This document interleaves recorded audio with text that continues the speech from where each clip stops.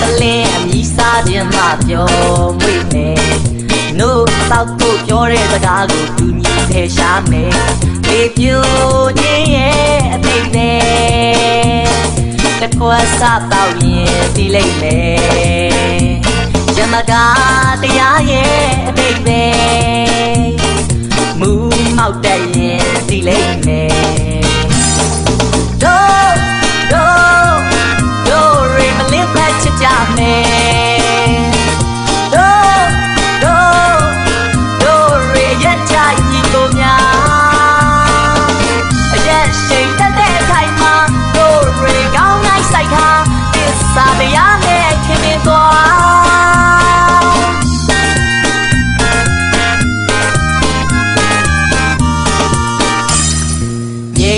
ရေပလင်းနှလုံးမော်လာတူ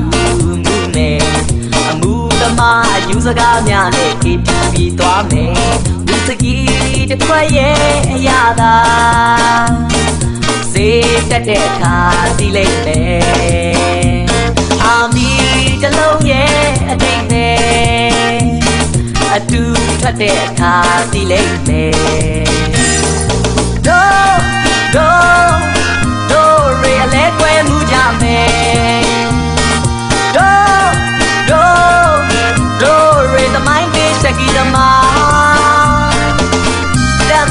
ဒီရဲ့ရိတ်မှာပလင်းတူဘူးဆိုကြမယ်တို့ကကျုပ်ရဲ့စေတနာများ